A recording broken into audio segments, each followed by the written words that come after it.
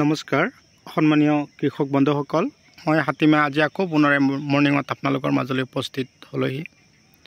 আজি মোৰ আলোচ্য বিষয় তিয়হৰ খেতি।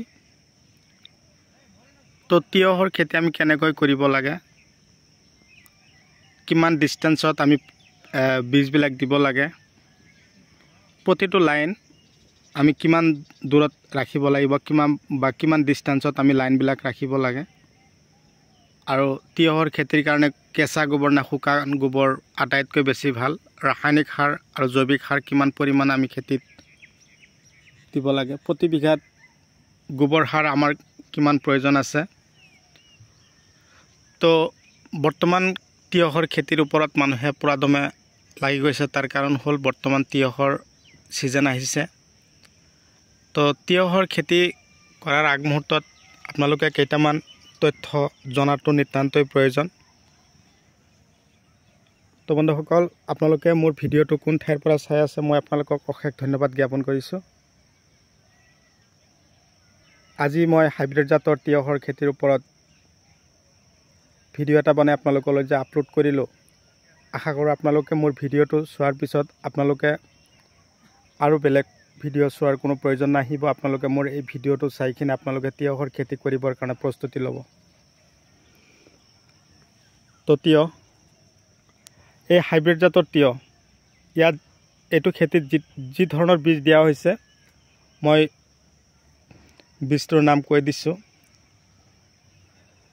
আৰু প্ৰতি বিঘাত ৰাসায়নিক সাৰ কিমান দিয়া হৈছে, আৰু মাটি শুকান হ'লে বেছি ভাল লগাওঁতে নে অকণমান ৰসাল হ'লে বেছি ভাল, আপোনালোকে এই কথাখিনিৰ ওপৰত অকণমান গুৰুত্ব দিব।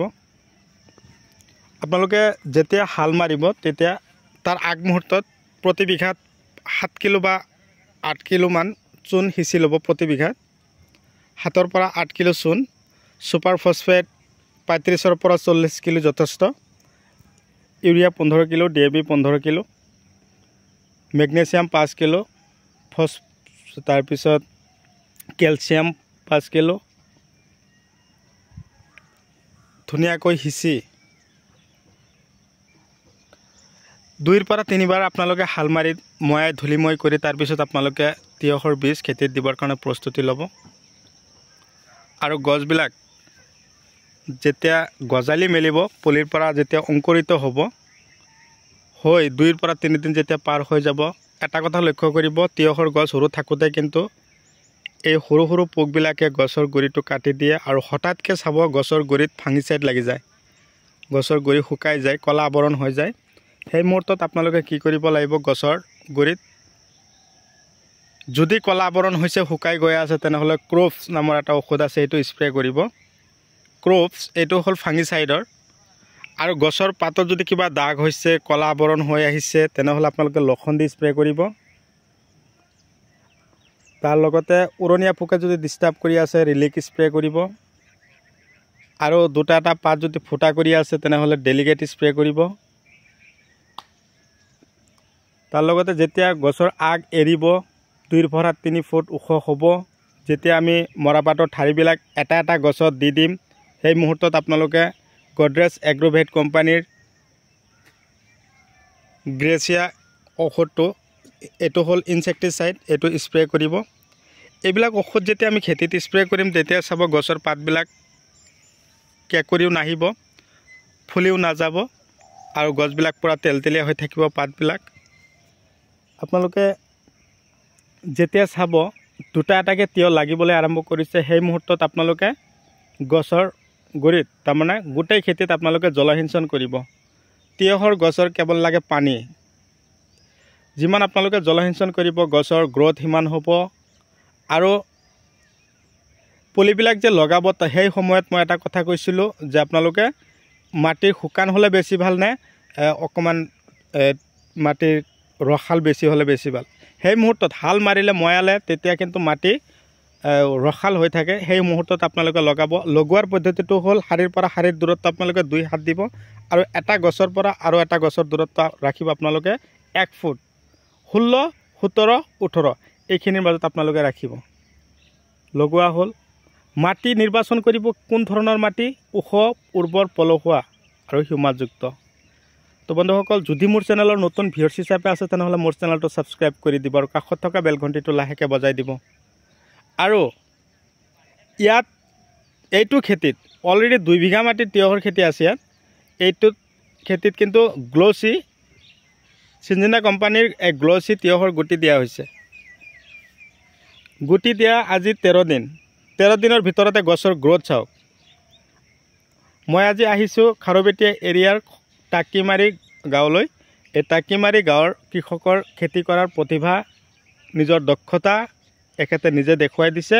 মই সেই খেতিৰ ভিডিঅ'টো বনাই আপোনালোকলৈ পঠিয়াই দিলোঁ। এতিয়া আপোনালোকৰ নিজৰ দক্ষতা নিজৰ প্ৰতিভা আপোনালোকে নিজে দেখুৱাওক। আপোনালোকে এই পদ্ধতিমতে খেতি কৰিব লাগিব। এই পদ্ধতিমতে খেতি কৰি আপোনালোকেও টকা উপাৰ্জন কৰিব লাগিব। চাওক কিমান ধুনীয়া লাগিছে খেতিত, কি পদ্ধতিমতে খেতি কৰিছে আৰু গছৰ যিটো গ্ৰোথ আৰু গছৰ যিটো চেহাৰা যিটো ধৰণ আকৃতি ইমান চিকচিকিয়া বনাইছে খেতিয়কে। তাৰমানে খেতি যেতিয়া কৰিব আপোনালোকে টকাৰ ওপৰত হেৰি কৰিব লাগিব। টকা লৈ যদি আপোনালোকে চিন্তা কৰি থাকে যে বহুত টকা খৰচ হৈ আছে, সেই চিন্তা কৰিলে আপোনালোকে কিন্তু বজাৰত আৰু তিয়হ বিকাৰ কোনো প্ৰয়োজন নাহিব। আপোনালোকে খেতি কৰি থৈ দিলে নহ'ব। খেতিত আমি কি দিব লাগিব, গুৰুত্ব দিব লাগিব যে খেতিৰ গছে আমাৰ পৰা কি বিচাৰিছে, গছৰ খাদ্যৰ অভাৱ হৈছে জানো, হৰমনৰ প্ৰব্লেম হৈছে জানো, ফলন কমকৈ লাগিছে নেকি। যদি তেনেকুৱা প্ৰব্লেম হৈছে আপোনালোকৰ খেতিটো তেনেহ'লে আপোনালোকৰ খেতিত আপোনালোকে কি কৰিব লাগিব, ফলনৰ কাৰণে আপোনালোকে দানা দিব লাগিব 95, যিটোৰ নাম হ'ল ষ্টৰ প্লেজাৰ, ত্ৰিশুল প্লাছ, স্পাৰ্কাৰ জিয়াৰ, তাৰপিছত আছে ভিটামিন কেইটাৰ নাম কৈ দিছোঁ। আপোনালোকে ভিটামিন কেইটা স্প্ৰে কৰিব, যিকেইটা ভিটামিন নেকি গছত স্প্ৰে কৰাৰ পিছত বেলেগৰ চব্জিৰ লগত আপোনাৰ চব্জি নিমিলিব। সেই ভিটামিনটোৰ নামেই হ'ল কি, ৰজোটা, চাই পাৱাৰ প্লাছ আৰু এটা হ'ল পিকআপ। এইকেইটা ভিটামিন আপোনালোকৰ খেতিত দিব আৰু মাজে মাজে মিৰাকলাইন স্প্ৰে কৰিব। চাব আপোনালোকৰ খেতিৰ যিটো ফলন, আপোনাৰ খেতিৰ ফলনৰ নিচিনা বেলেগৰ খেতিৰ ফলন কেতিয়াও সম্ভৱে নহয় যে মিল খাব। আমি সেইমতেই কৰিব লাগিব যাতে মোৰ চব্জিৰ লগত বেলেগৰ চব্জি মিলে নাখায় আৰু দেখাত যাতে চিকচিকীয়া হয়, বজাৰত যাতে কাষ্টমাৰ বিক্ৰেতাই যাতে আমিও আনন্দিত হওঁ, ক্ৰেতাও আনন্দিত হয়। ভিডিঅ' চাই কেনে পালে কমেণ্ট কৰিবলৈ নাপাহৰিব। যিমান পাৰে আপোনালোকে মোৰ ভিডিঅ'টো শ্বেয়াৰ কৰিব। খেতিৰ প্ৰয়োজনৰ কাৰণে আপোনালোকৰ যদি দানা কিবা ঔষধৰ প্ৰয়োজন হৈছে মোক যোগাযোগ কৰিব। ডিছক্ৰিপশ্যনত থাম্বনেলত নাম্বাৰ দিয়া আছে, আপোনালোকে নাম্বাৰ সংগ্ৰহ কৰিব, ফোন কৰিব। মই আপোনালোকৰ লগত কথা পাতিম। আপোনালোকে মোটামুটিভাৱে এনেকুৱা ধৰণৰ পদ্ধতিমতে খেতি কৰি আপোনালোকে সফল হওক, তাৰে কামনা লৈ আজিৰ ভিডিঅ' এইখিনিতে সমাপ্ত মাৰিছোঁ। পৰৱৰ্তী ভিডিঅ'ত লগ পাম। আজিৰ এই ভিডিঅ'ৰ পিছত আপোনালোকৰ কোনটো খেতিৰ ভিডিঅ' লাগে আপোনালোকে কমেণ্ট কৰি জনাব। মই সেইটো খেতিৰ ভিডিঅ' দিবৰ কাৰণে প্ৰস্তুতি ল'ম। তো আজিলৈ এইখিনিতে এৰিছোঁ, পৰৱৰ্তী ভিডিঅ'ত লগ পাম। Bye bye.